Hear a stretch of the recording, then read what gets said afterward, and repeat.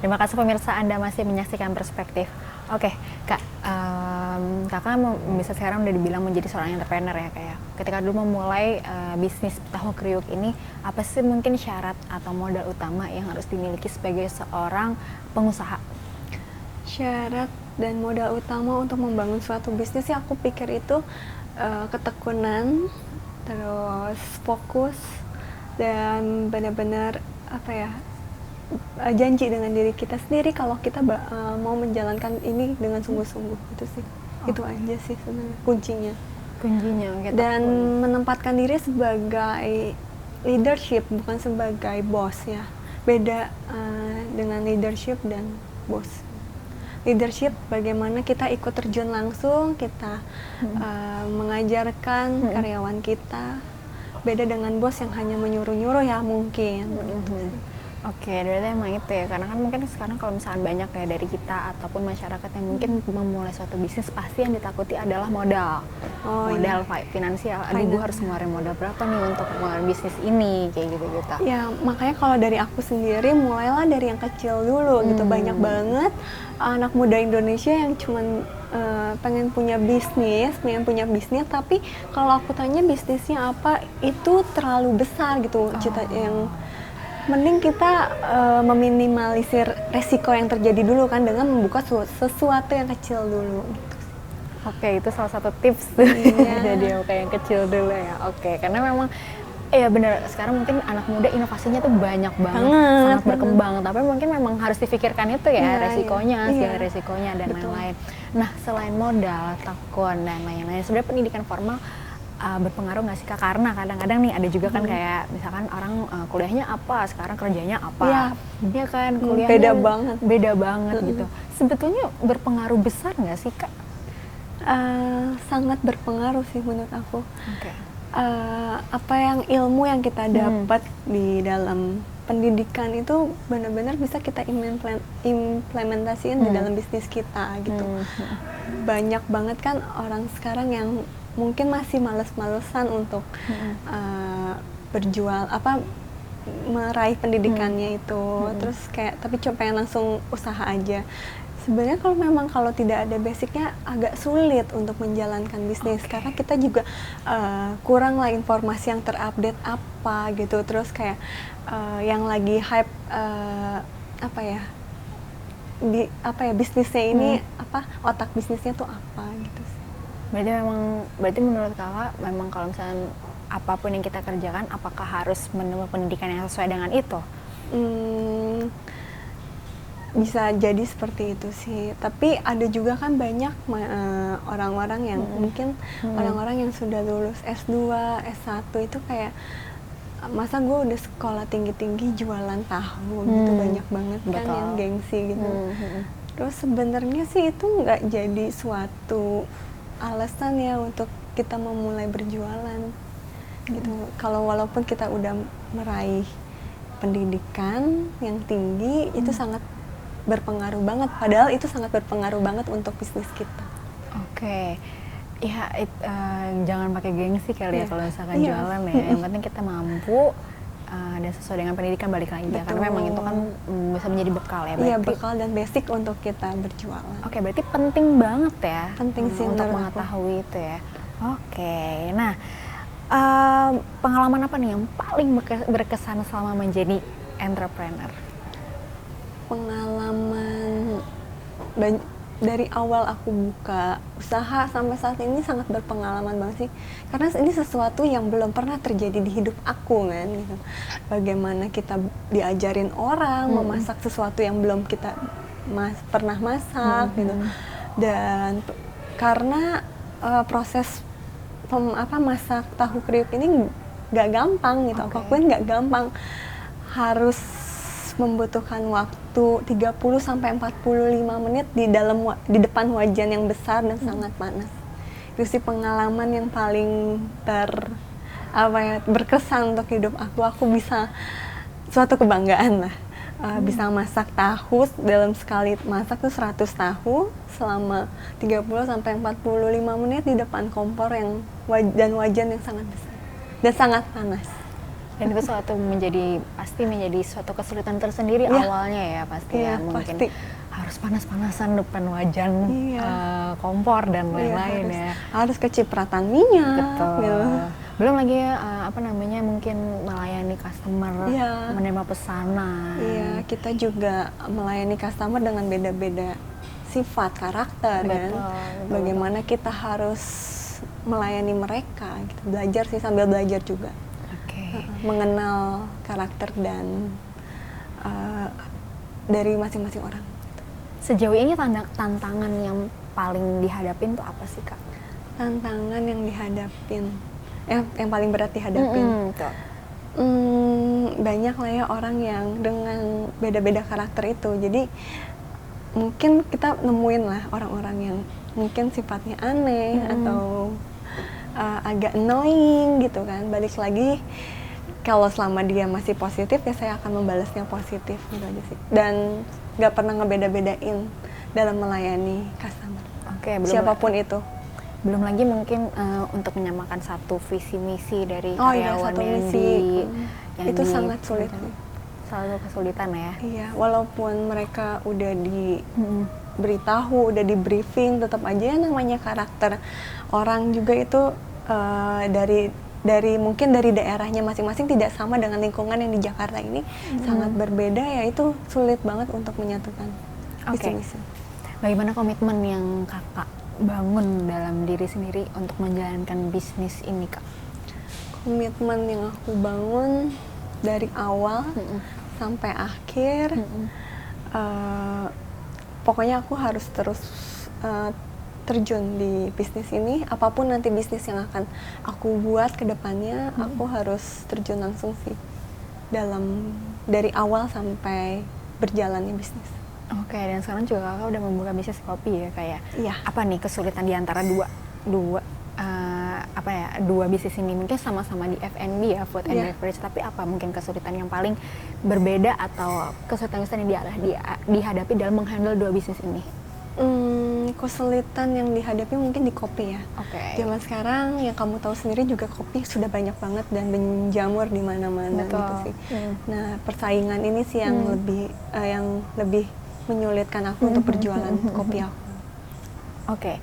Nah, pasti namanya bisnis pasti yang paling ditakutin adalah rugi sama untung gitu. Yang paling takutin adalah rugi. Kita mau mulai usaha pasti yang ditakutin adalah rugi. Apa nekat utama dari Kak Amanda pada saat itu untuk menjalankan bisnis? Apakah mungkin terpikir juga takut menjadi rugi atau takut dengan mengeluarkan segala modal yang ada pada saat itu akhirnya malah berujungnya cuma beberapa bulan karena rugi, atau persaingan juga? Seperti apa Kak Amanda sendiri? Pastilah ada kayak bakal laku nggak ya selaku tahu kriuk tetangga gitu kan. Terus makanya itu aku memulai bisnis dari yang kecil dulu supaya meminimalisir resiko yang akan terjadi gitu. Dan setelah berjalannya itu aku coba coba melihat penjualan yang tetangga ini berapa gitu. Ini sebagai motivasi aku untuk sesuai target gitu. Lebih berkomitmen aja sih dalam penjualannya. Nah, mental yang mungkin harus dimiliki oleh seorang entrepreneur agar nggak takut rugi dan terus mengembangkan bisnisnya sendiri, menurut Kakak apa sih Kak? Mental yang harus ada dalam diri yaitu bertekad bulat menjalankan bisnisnya, terjun langsung, terus benar-benar membuat sesuatu yang beda dengan yang lain sih. Dalam arti kata kriuknya benar-benar harus pas, rasanya juga harus sesuai. Tahu yang ada di dalamnya itu biasanya kan agak asam ya kalau pakai tahu-tahu di pasar atau itu. Ini tuh enggak gitu. Itu sih yang dijaga, kualitas dan rasa. Apa yang membuat tahu kriuk ini berbeda dengan tahu-tahu yang lainnya nih Kak? Tahu kriuk aku ini dalamnya tuh masih ada isinya. Dalam arti kata bukan isi rasa pedas atau asin atau bukan sih. Ini tahu kan, kamu biasanya tahu itu kalau dimakan kopong gitu, nggak ada isinya. Kalau ini masih ada isinya gitu. Dan orang-orang bilang tuh selalu makan, oh ini ada isinya ya gitu. Itu sejauh itu mungkin dari segi rasa, tapi dari pribadi atau strategi dari kakak sendiri apa yang mungkin berbeda dan akan yang dijaga? Gimana kita melayani customer? Attitude ya? Ya, attitude, terus keramahan gitu sih. Mungkin kalau orang-orang lain berjualan lebih hanya memikirkan penjualannya saja, kalau aku lebih kayak how we treat customer gitu. Oke, berarti itu yang mungkin strategi yang dimiliki Ya, dalam menghadapi untuk menjaga kestabilan bisnis ya. Gitu. Oke, nah Kak, mungkin balik lagi nih, kalau misalkan siap untung pasti kan punya manajemen penataan bisnis yang kedepannya harus tertata lah gitu ya. Dari kakak sendiri apa yang mungkin mempersiapkan atau menata bisnisnya sendiri ke depannya? Kedepannya aku pengen berinovasi lah ya, supaya masyarakat Indonesia mengenal aku bukan hanya karena tahu, gitu, bukan hanya karena tahu kriuk. Mungkin aku akan membuat suatu inovasi baru, mungkin yang masih relate dengan tahu ya. Mungkin yang ini kan asinnya nih tahu, mungkin yang manisnya pisang goreng gitu kan. Jadi orang nggak bosan ada yang asinnya ada yang manisnya, atau tahu dengan lontong kan, karena itu pas banget kan, cocok. Karena kalau tahu dengan kopi kan juga udah cocok kan. Mungkin kedepannya lebih berinovasi sih, tidak hanya tahu yang dikenal masyarakat Indonesia, mungkin Amanda lebih dikenal juga sebagai penjual pisang atau yang lainnya gitu. Oke, berarti mungkin apakah sekarang kita lagi digarap kali ya untuk dia ada bocoran nih, bocor-bocoran ini kalau misalkan nanti akan ada inovasi terbaru lagi ya. Iya, gitu. pasti. Nah, kira-kira mungkin menjaga stabilitas supaya tetap mungkin viralnya tetap dapat, tapi nggak menjaga nggak mengurangi kualitas tahunya sendiri loh. Iya, gitu. betul. Seperti apa sih Kak yang akan mungkin dijalankan? Kalau menjaga viralnya ini, itu lebih kayak kita bersosialisasi sih, dalam arti kata banyak banget kan yang DM, banyak yang nanya. Kita kalau selama itu masih positif, aku masih balas, terus kayak banyak banget yang minta sharing tentang bisnis gitu sih. Aku seneng banget, jadi welcome banget. Itu yang aku jaga untuk menjaga bukan keviralan ya, lebih dikenal masyarakat Indonesia gitu loh. Membalas DM-DM-nya, berdiskusi tentang bisnis.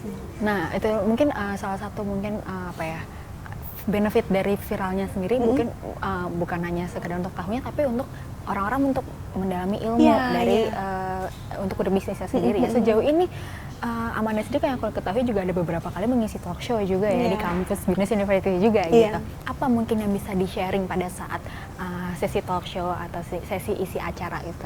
Yang bisa di-sharing ya itu sih, lebih ke ilmu apa yang kita dapat dalam selama kuliah di BINUS, terus bagaimana kita mengelola ilmu tersebut dan mengimplementasinya ke bisnis kita. Oke, dan memang sekarang berarti netizen nggak harus jahat ya, tapi juga mereka juga tapi banyak alhamdulillah sih banyak juga yang terinspirasi gitu sih. Oke, terinspirasi. Mereka terinspirasinya seperti apa tuh Kak? Apakah sama-sama menjual atau gimana tuh Kak? Lebih kayak, Kak aku kan lulusan ini gitu. Orang tua aku kayaknya kurang setuju nih karena aku lulusan ini. Gimana ya Kak cara menanggulangi atau meyakinkan orang tuanya untuk kalau saya bisa kok sukses dengan berjualan ini, insya Allah gitu. Ya aku coba kasih informasi atau ngasih tahu lah bagaimana harus ngomong ke orang tuanya atau meyakinkan kepada orang tuanya. Dan itu bisa menjadi komunikasi ya antara kakak dengan netizen yang lainnya, dan juga mungkin pasti kakak juga dari mereka itu juga mungkin membuka sebuah pemikiran bahwa bisnis itu nggak harus modal, tapi perlu juga dukungan dari keluarga juga. Iya betul gitu betul ya. Sangat sih sangat. Nah itu tuh seperti itu. Nah mereka ini sangat terinspirasi juga dari kakak. Beban gak sih Kak? Mungkin sekarang menjadi orang dikenal banyak orang nih gitu kan. Mungkin sebagai menjaga stabilitas tahunya sendiri. Beban gak sih Kak orang ngeliat kakak, ini kan tukang tahu gitu-gitu. Ada nggak beban-beban seperti itu Kak? Ada sih, kayak misalkan lagi jalan ke mall gitu, pasti ada orang kan tuh tukang tahu gitu. Ada yang nyamperin misalnya mbak-mbak department store, kakaknya jualan tahu ya kan. Sampai dikenalnya seperti itu ya. Adalah beban di dalam diri aku, tapi ya itu aku tetap menjalankannya dengan positif aja, dengan begini, dengan diri aku apa adanya, dengan kesederhanaan aku, Tetap jadi diri sendiri ya. Dan lebih mungkin lebih humble gitu kepada orang-orang yang ada di sekitar aku. Oke, nanti kita akan ngebahas tadi kayaknya udah bocor-bocor sedikit ya inovasi. Mungkin aku mau nanya dikit lagi tentang inovasi kedepannya seperti apa. Tapi saat lagi, jadi jangan kemana-mana, tetaplah di Perspektif.